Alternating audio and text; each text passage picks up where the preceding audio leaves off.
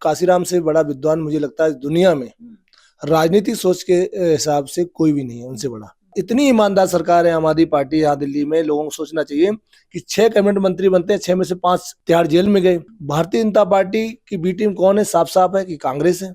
दिल्ली में आम आदमी पार्टी है, क्योंकि ये लोग नहीं चाहते किसी भी तरह बाबा साहब संविधान बचे। नमस्कार, मैं शिखा, आप सभी का स्वागत है दलित टाइम्स में। मेरे साथ अभी मौजूद हैं सुदेश कुमार आर्य जी। इनसे बातचीत करेंगे कि आगामी दिल्ली विधानसभा चुनाव है, उस पे बीएसपी की क्या रणनीति होगी। जैसा कि मायावती जी बहन जी ने 5 जोन में बांटा है दिल्ली को, और किसी के पास 10 विधानसभा, किसी के पास 12 और किसी के पास 16। उसमें से 16 जो है वो सुदेश आर्य जी के पास है। तो इनसे बातचीत करेंगे कि आगामी राजनीति कैसी होगी बीएसपी की, और क्या अलग करेंगे और इनके मुद्दे क्या होंगे। स्वागत है सर आपका।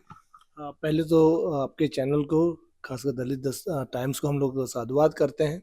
तो मैं एज ए दिल्ली प्रदेश का प्रभारी सुदेश कुमार आर्या, मान्य बहन जी का सिपाही होने के नाते जो बहुजन समाज पार्टी की जिम्मेदारी मुझे यहाँ दी गई है दिल्ली में, उसको लेके हम लोग पूरी तरह ईमानदारी से कोशिश कर रहे हैं और उसी पे हम लोग प्रयासरत हैं कि हम इस मूवमेंट को आगे बढ़ा पाएं।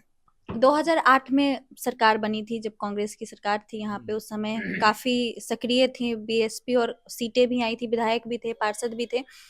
लेकिन उसके बाद फिर उस तरीके से सक्रिय नजर नहीं आया। उसके बाद फिर कोई नहीं आया। तो उसके क्या रीजंस है, और आगे जबकि दूसरी पार्टी है आम आदमी पार्टी का अच्छा यहाँ पे दबदबा है, तो आपको क्या लग रहा है कि पार्टी ने अच्छे से काम किया या नहीं किया? तो बीएसपी क्या करेगी, क्योंकि दावेदार है, तो आप आगे क्या आप लोगों की रणनीति रहेगी? पहले तो शिखा जी, एक बात को हमको समझना आवश्यक है कि दिल्ली और देश की राजधानी दिल्ली में और देश में तमाम हिस्सों में जहाँ जहाँ बहुजन समाज पार्टी काम कर रही है, और एटलीस्ट जो हमारी प्रयोगशाला थी उत्तर प्रदेश, तो 2008 हो या उससे पहले हो, मानवर श्री काशीराम साहब ने जो पेड़ लगाया था 1984 में, ये सोच के लगाया था कि हमें कांग्रेस ने कभी इसको सम्मान नहीं दिया, हमें उन राजनीतिक पार्टियों ने सम्मान नहीं दिया जो राजनीतिक पार्टी देश में राजनीति कर रहे थे। लेकिन इस देश में बहुजन समाज के पास वोट था। 1585 का नारा काशीराम साहब ने दिया कि अगर 15 वाले सरकार बना सकते हैं तो 85 वाले गुलाम क्यों हैं।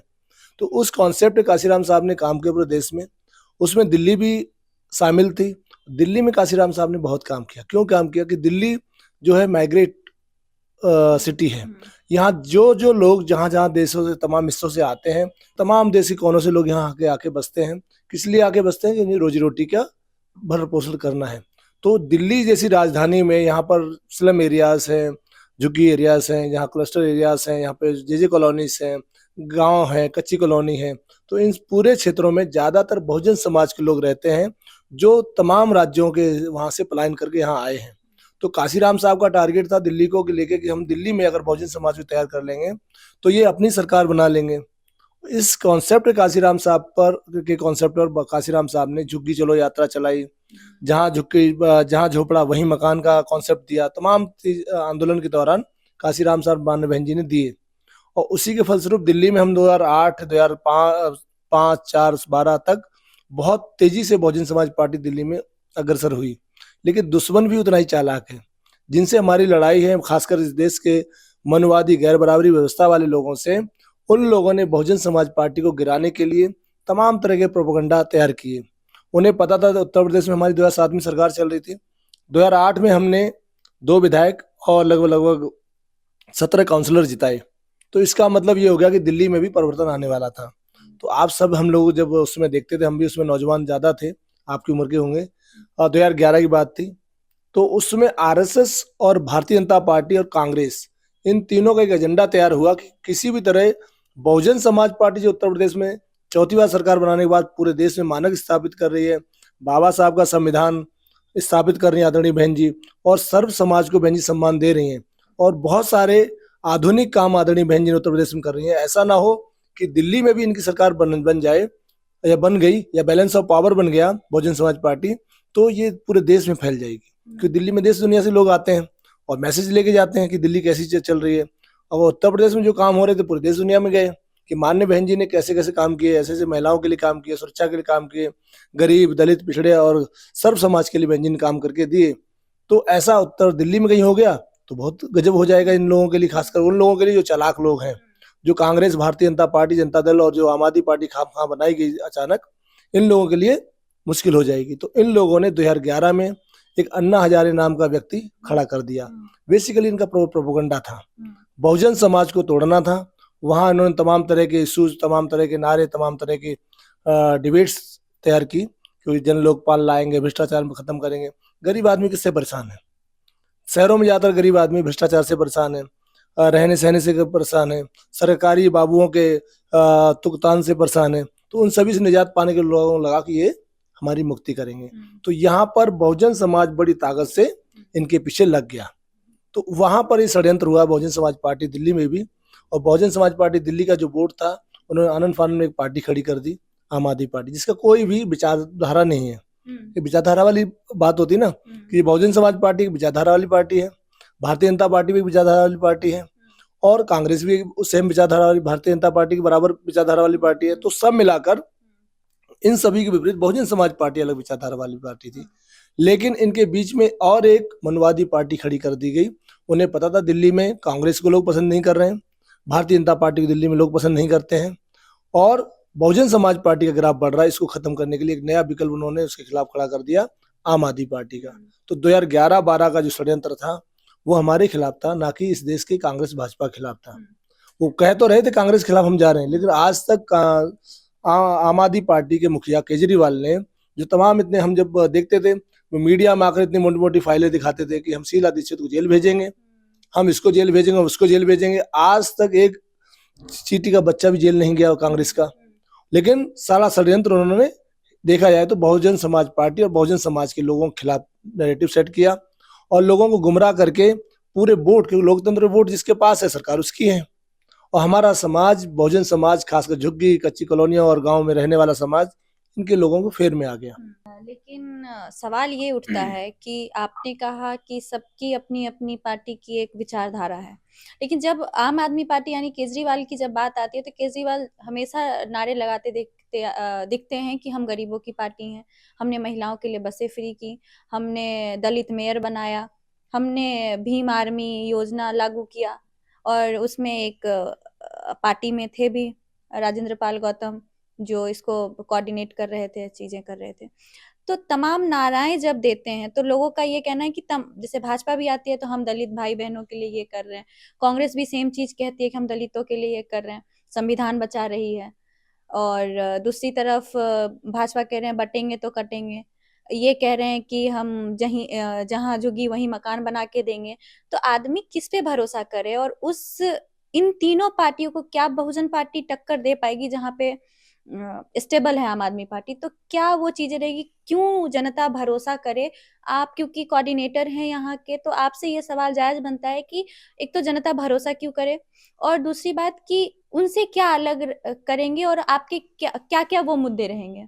जैसे यहाँ पे पानी की भी दिक्कतें हैं, तो तमाम वो मुद्दे एक बार बता दीजिए और क्या रणनीति रहेगी। पहली बात तो आपने कहा कि आम आदमी पार्टी या जो भी अभी मनवादी पार्टियां दिल्ली में काम कर रही हैं, खासकर बाबा साहब अम्बेडकर के संविधान और देश के लोकतंत्र के खिलाफ। तो काशीराम साहब ने एक नारा दिया था, मतलब नारे क्यों, कि जब नारे की बात आ रही है तमाम पार्टियां दे रही हैं, तो काशीराम से बड़ा विद्वान मुझे लगता है दुनिया में राजनीतिक सोच के हिसाब से कोई भी नहीं है उनसे बड़ा। कैसे राजनीति को चलाया जाता है, कैसे राजनीति में लोगों को निकाला जाता है, कैसे राजनीति में नेता बनाए जाते हैं, ये काशीराम साहब से बेहतर कोई नहीं जानता।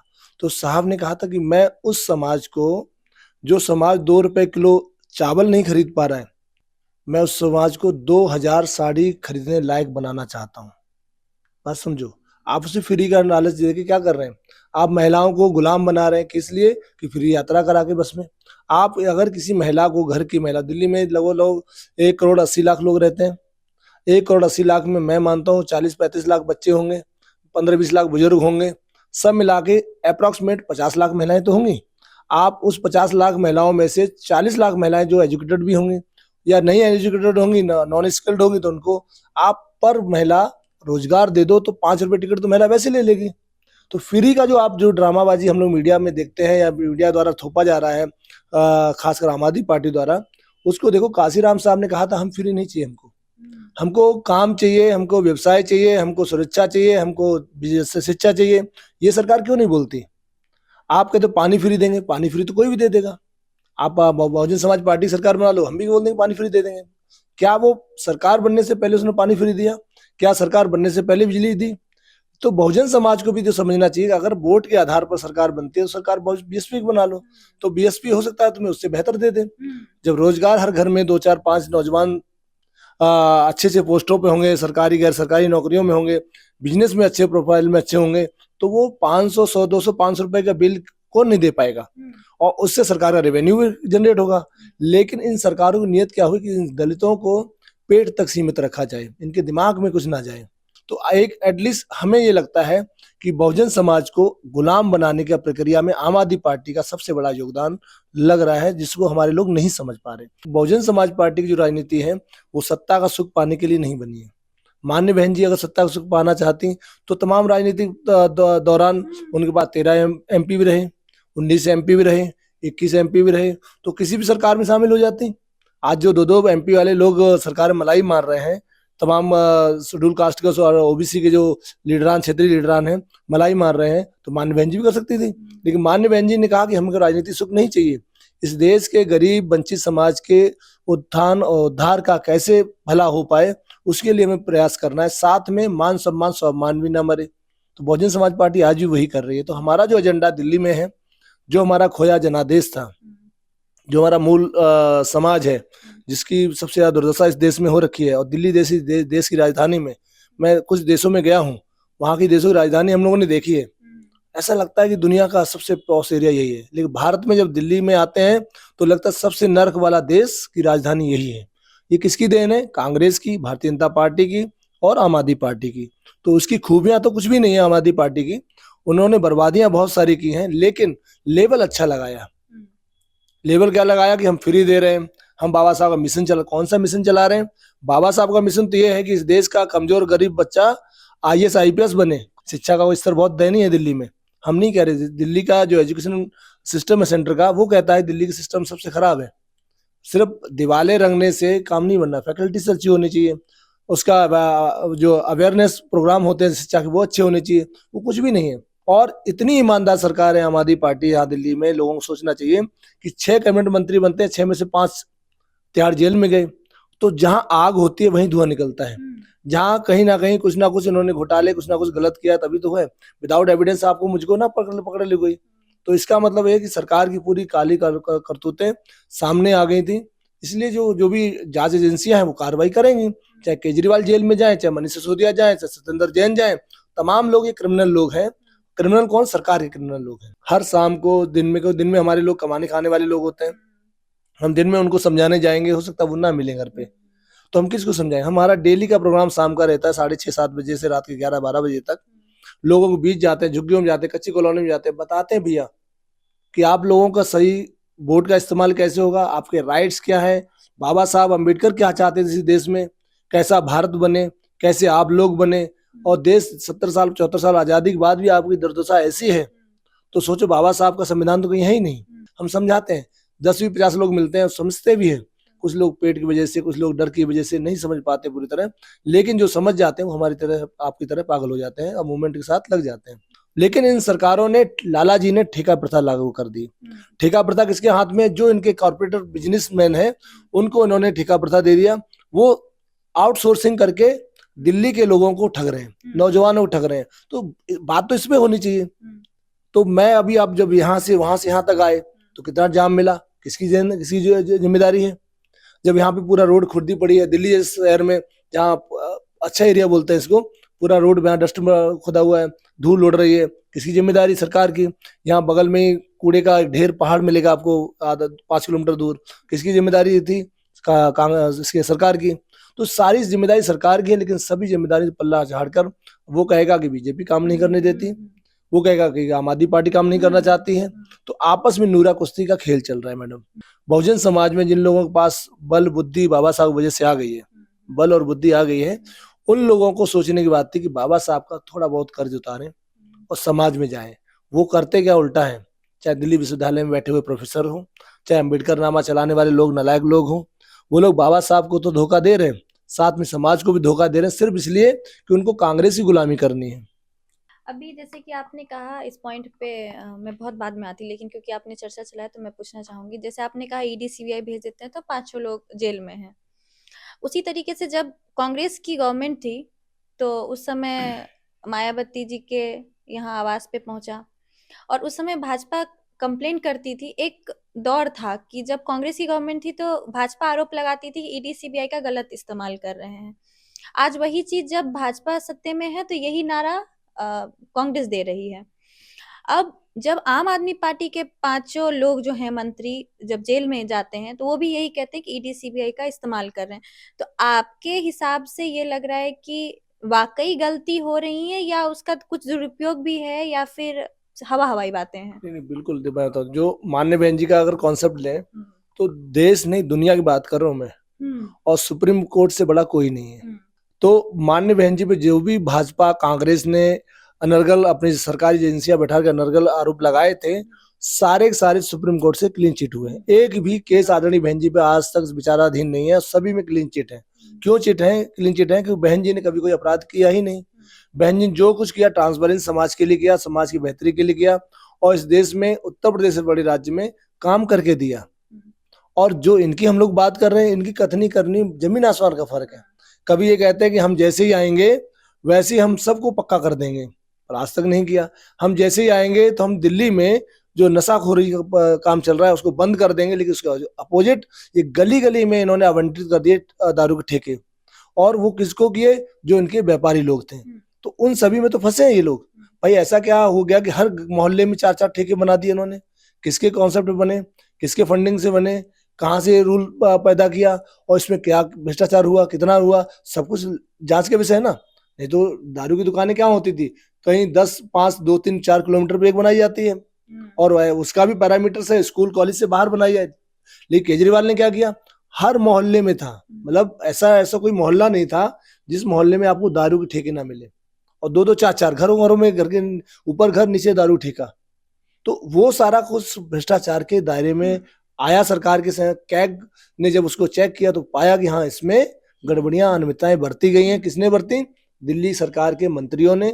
जो सरकार के मंत्री अपने आप को ईमानदार और शिक्षाविद का विद्वान मानते थे, उन्हीं कालबाजारी लोगों ने देश की राजधानी, देश के लोगों को ठगने का काम किया। भ्रष्टाचार के काम बहुत सारे किए। पानी का देख लो आप, आज भी लोग कहते हैं भाई पानी यहाँ कहीं पूछो ना तो कहेगा गंदा नाली का पानी आ रहा है। तो किसी जिम्मेदारी सरकार की, सरकार के हम फ्री पानी दे रहे, फ्री पानी कौन सा दे रहे, गंदा पानी दे रहे। तो ये भ्रष्टाचार का ही पार्ट है। अच्छा, एक सवाल है जो मैंने अभी तक जितने लोगों से इंटरव्यू किया है, एक सवाल मेरा बहुत कॉमन रहता है, वो है कि दूसरी पार्टियों का आरोप है कि बसपा जो है भाजपा के टीम बी की तरह काम कर रही है। ये जो है सवाल लोग उठा रहे हैं और कहते हैं कि मायावती जो है यानी बहन जी जो है वो कहीं ना कहीं उसके फेवर में है। और दूसरी तरफ जो समाज के लोग हैं उनको ये लगता है कि भाजपा जो है वो दलित विरोधी है और कांग्रेस जो है दलित के समर्थन में है। तो इस कॉन्सेप्ट को आप जरा क्लियर कर। बहुत क्लियर कर आपको बात करूं मैं। बहुजन समाज पार्टी के पास 21 और 19 सांसद होते थे 2004 से लेकर 2009-14 तक। तो उसमें बहुजन समाज पार्टी ने देश हित में, राष्ट्र हित में अपना बाहर से समर्थन किसको दे रखा था? कांग्रेस को। तब भाजपा कहती होगी कि कांग्रेस बीएसपी कांग्रेस की टीम है। आज जब भारतीय जनता पार्टी रूल में है तो कांग्रेस का जनादेश नहीं है, तो कांग्रेस आरोप लगाती मीडिया द्वारा कि बीएसपी बी टीम है, और उधर सपा आरोप लगाती, आम आदमी पार्टी लगाती। हकीकत में बी टीम कौन है मैं दिखाता हूँ। 168 सांसद पार्लियामेंट मेंबर जो कभी कांग्रेस के हुआ करते थे, कांग्रेस प्योर, आज वो टोटल अब भारतीय जनता पार्टी में है। तो बी टीम कौन हुई? लॉजिकल है। आज आम आदमी पार्टी के तमाम जो कैलाश गहलोत कहाँ गए? भारतीय जनता पार्टी में, प्रधानमंत्री थे। अभी कपिल मिश्रा कहाँ गए? भारतीय जनता पार्टी में। तो आम आदमी पार्टी की भारतीय जनता पार्टी, ये बी टीम कौन हुई? आम आदमी पार्टी। बहुजन समाज पार्टी का कोई एक लीडर बता दो घर परिवार से, लेकिन समाजवादी पार्टी का अगर आप बात करोगे तो उनका पूरा कुनवा भाजपा में है। उनकी पुत्र वधू अर्पणा यादव भाजपा में, प्रतीक यादव उनके सगे भाई अखिलेश यादव भाजपा में, उनके समधी भाजपा में, उनकी संध्या यादव जो मेरे मैनपुरी से आती हैं, संध्या यादव उनकी धर्मेंद्र यादव वाइफ बहन, वो भाजपा में, उनके समधी भाजपा में। तो ये जो भाजपा में गए हैं परिवार के परिवार, कुनवा, तो बी टीम तो ये होनी चाहिए। लेकिन कहावत है ना कि जो कमजोर होता है उस पर तमाम तरह के आरोप थोपे जा सकते हैं, और थोपे जा रहे हैं। भारतीय जनता पार्टी की बी टीम कौन है? साफ साफ है कि कांग्रेस है, दिल्ली में आम आदमी पार्टी है, क्योंकि ये लोग नहीं चाहते किसी भी तरह बाबा साहब संविधान बचे। और बहुजन समाज पार्टी की बी टीम क्यों बोला जाता है? क्योंकि इनको पता है ये लोग डिफेंड करने नहीं आएंगे, क्योंकि मीडिया हमारा नहीं है, मेन मीडिया में हमारी कोई बात नहीं रखी जाती। अगर हमारा कोई पैनलिस्ट चला भी जाए तो उसे 1 मिनट से ज्यादा दिया नहीं जाता। जैसे आप जैसे सवाल किया बी टीम है तो वो ऐसे बोल देते हैं। लेकिन संविधान कौन बचा रहा है? कांग्रेस। कांग्रेस कैसे बचा रही है? जिस कांग्रेस ने बाबा साहब को सम्मान नहीं दिया, जिस कांग्रेस ने बाबा साहब को जीते जी संविधान सभा में नहीं जाने दिया, पढ़िए ना, इस बताइए समाज को, जिस कांग्रेस ने कभी इस एसटी एसटी ओबीसी समाज को सही से प्रतिनिधित्व नहीं दिया, और जो रिजर्वेशन के द्वारा जो कॉन्सेप्ट में जो उनके बैकलॉग थे सरकारी पैमाने पर, उनको सही से नहीं भरा। यहाँ तक कि ओबीसी समाज को बाबा साहब अम्बेडकर आर्टिकल 340 जो लिख के गए थे उसको अमेंडमेंट नहीं होने दिया। जब बाबा साहब की बात को नहीं अमेंडमेंट होने दिया, तमाम ओबीसी नेताओं ने पहले काका कालेकर रिपोर्ट बनाई, उसको उनके नाना जी ने, नेहरू जी ने कचरे को टोकरी में फेंक दिया। फिर उसके बाद मंडल कमीशन बना, मंडल कमीशन की रिपोर्ट को भी एक हिसाब से इन्होंने कचरे की टोकरी में फेंकने का काम कर रही थी कांग्रेस। लेकिन भला हो बहुजन समाज पार्टी का 1989 में पहली बार 3 पार्लियामेंट मेंबर चुन के आते हैं, उसमें आदरणीय बहन जी चुन के आती हैं। तो बीपी सिंह ये कहते हैं कि भाई साहब मुझे अपना आपका समर्थन दे दो, हमें आपकी समर्थन की जरूरत है। तो काशीराम साहब ने कहा ठीक दे देंगे। तो उन्होंने कहा हम चाहते हैं आप मायावती जी को और एक किसी को कैबिनेट मंत्री बनवा लो। तो मानवर काशीराम साहब ने कहा हमें मंत्री नहीं बनना, हमें कोई मंत्रालय नहीं चाहिए, हम ये चाहते हैं देश में SC ST OBC के जो सम्मान है वो मिले, बाबा साहब अम्बेडकर को भारत रत्न मिले, साथ में ओबीसी की जो मंडल कमीशन रिपोर्ट जो पड़ी है कचरे की टोकरी में, उसको अगर आप लागू कर दोगे तो मैं अपना समर्थन आपको दूंगा। तो हमने मंत्री पर नहीं लिया काशीराम साहब ने ओबीसी समाज को 27% रिजर्वेशन मिला 1991 में, और बाबा साहब को भारत रत्न दिलवाया। तो बहुजन समाज पार्टी ने तो ये काम किया। लेकिन जिन लोगों को ए टीम बी टीम बात कर रहे हैं उनसे पूछो उन्होंने क्या दिया। तो इसलिए जो लोग कह रहे हैं ए टीम है बी टीम है, हकीकत में वो लोग कह रहे हैं जो हमारे ही समाज के गुमराह लोग उनमें जाके बैठ जाते हैं। जिसके लिए काशीराम साहब ने किताब लिखी थी चमचाइज, उसमें लिखा था कि जब जब बहुजन समाज पार्टी आगे बढ़ेगी, जैसे बहुजन समाज पार्टी सत्ता में ताकत में आएगी, वैसे ही कांग्रेस, भारतीय जनता पार्टी, आम आदमी पार्टी, जनता दल और क्षेत्रीय दल, वो तमाम देश के जो चमचे होंगे बहुजन समाज के, उनको अपनी तरफ लेके आएगी और उनसे समाज में गुमराह पैदा करेगी। क्या कहेगी? जाओ बोलो जाके, बीएसपी तो भाजपा की तरफ बात कर रही है। अरे बीएसपी ने जो संविधान बचाने की बात की तो उस पर काम किया। कांग्रेस ने संविधान सभा में बाबा साहब को नहीं जाने दिया, बाबा साहब को 2 बार लोकसभा चुनाव हरवाया कांग्रेस ने। बाबा साहब के दबाव की वजह से, कांग्रेस के दबाव की वजह से बाबा साहब ने संविधान सभा से इस्तीफा दिया, कानून मंत्री से इस्तीफा दिया। 40 साल में कांग्रेस ने बाबा साहब को भारत रत्न देना चाहिए था, जबकि अबेड़े गबेड़े किसी को भी रेवड़ी तरह बांट रही थी भारत रत्न, लेकिन बाबा साहब को नहीं दिया। ऐसा क्या बाबा साहब ने जुल्म किया? क्योंकि वो नहीं चाहते थे दलित राजनीति या ओबीसी राजनीति इस देश में पनपे। तो कांग्रेस, वो कांग्रेस जो बाबा साहब को सम्मान नहीं दे रही, संविधान लागू नहीं कर रही, और वो कहीं संविधान बचाएगी, कितना बड़ा मजाक है देश के लिए। तो जिस कांग्रेस के हम लोग कह रहे हैं संविधान बचाएगी, हकीकत में वो संविधान सबसे ज्यादा विरोधी है। अगर वो ईमानदारी से काम करती तो हो सकता है तो ये भारतीय जनता पार्टी अन्य जो पार्टी दल है वो देश में कभी उभर के नहीं आते। क्योंकि आप, एक आखिरी सवाल है आपसे, क्योंकि आप कोऑर्डिनेटर भी हैं यहाँ से, तो यहाँ की दिल्ली की जनता को एज ए बीएसपी कोऑर्डिनेटर आप क्या आश्वासन देंगे और किस तरीके से काम करेंगे और कौन कौन मुद्दे रहेंगे वो बता दीजिए। बस मुद्दे गिना दीजिए कि आप इस मुद्दे, आपके नज़र में ये मुद्दे हैं और आप किस तरीके से काम करेंगे। दिल्ली बहुत सारे मुद्दे इसलिए हैं कि दिल्ली की नालायक सरकारों ने 70 साल में कुछ नहीं किया दिल्ली के लिए। जो पॉश कॉलोनियां तो पॉश कॉलोनी है, लेकिन जो बसे हुए लोग थे उनके लिए आवास भी दिल्ली नर्क के बराबर है। तो बहुजन समाज पार्टी ने जब उत्तर प्रदेश में सरकार बनी हमारी, तो हमने वहाँ क्या कॉन्सेप्ट निकाला कि जिन गाँव में जिन दलितों, पिछड़ों और आदिवासियों या जो अपर कास्ट के लोग पास थोड़े बहुत उनके पास जमीनें नहीं थी, हमने उनको जमीन वाला बनाया, मतलब उनको स्वरोजगार की तरफ उन्मुख किया। साथ में सरकार के पास एक अपनी एक लॉबी होती है सरकारी, उसमें सरकार के पास वैकेंसीज होती हैं। तो सरकार का पहला काम होता है कि अपने द्वारा निकाली जाए योजनाओं के द्वारा सरकारी महकमे में जो युवा नौजवान साथी हैं, खासकर SC ST OBC और जनरल लोग, जितने मैक्सिमम लोग हो सकते हैं सरकार का पार्ट बन जाए, जिससे सरकारी मशीनरी सही से चले। तो बहुजन समाज पार्टी ने उत्तर प्रदेश में सबसे ज्यादा शिक्षा में वैकेंसी निकाली पूरी की सरकारी। गांव लगभग सफाई कर्मचारी 1,08,000 अप्रोक्सीमेट भरे उन्होंने, साथ में लगभग 2 लाख से ज्यादा पुलिसकर्मी भरे। तो ऐसे करे उत्तर प्रदेश में लगभग 23 लाख 24 लाख लोगों को माननीय बहन जी ने अपने शासनकाल में एम्प्लॉयमेंट दिया सरकारी। अगर दिल्ली सरकार चाहती तो दिल्ली भी कर सकती थी, पर दिल्ली की नीयत नहीं थी। तो बहुजन समाज पार्टी की कोशिश रहेगी कि जब भी Bahujan Samaj party balance of power बनेगी या बहुजन समाज पार्टी दिल्ली में सत्ता में आती है और दिल्ली के लोग चाहते हैं कि बदलाव आए, तो हम दिल्ली के लोगों जहाँ झुकी वहीं मकान। हम ये नहीं कि उनको अलग से बसाएंगे, कभी इधर फेंक दिया उधर फेंक दिया, जहां जिनकी व्यवस्था है वहीं बनाएंगे, साथ में उनको रोजगार से जोड़ेंगे। जो आज सरकार फ्री और तमाम तरह ड्रामेटिकल चीज कर रही है, तो महिला सशक्तिकरण का जो कार्यक्रम हो सकता है वो करेंगे। शिक्षा पे जो वेस्ट हो सकता है उसके लिए काम करेंगे, जो सरकारों ने नहीं किया। कहना और करना दो अलग बातें हैं। बहुजन समाज पार्टी कहती है हम करेंगे, कहेंगे नहीं। संविधान इस देश का सबसे मूल घोषणा पत्र है, अगर उसको सही से सरकारें लागू कर दें तो सारा काम पूरा हो जाएगा। लेकिन बहुजन समाज पार्टी मानती है लोगों ने नहीं किया, तो दिल्ली से लोगों से हम लोग अपील कर रहे हैं कि आप लोगों ने सबको चेक कर लिया, सबको चेक कर लिया। आम आदमी पार्टी कर लिया, भारतीय जनता पार्टी कर लिया, कांग्रेस कर लिया, तमाम राजनीतिक दलों को दिल्ली में देख लिया। दिल्ली देश की राजधानी की दुर्दशा आज भी नहीं बदली है। एक मौका बहुजन समाज पार्टी को देके देख लो, मैं गारंटेड कहता हूं इन सभी देश की राजनीतिक पार्टियों की दशा बदल जाएगी और दिल्ली की जो दुर्दशा है उसमें बहुत क्रमिक परिवर्तन होकर सुधार होकर दिल्ली के लोगों की दशा सुधर जाएगी। बहुत बहुत धन्यवाद आपका।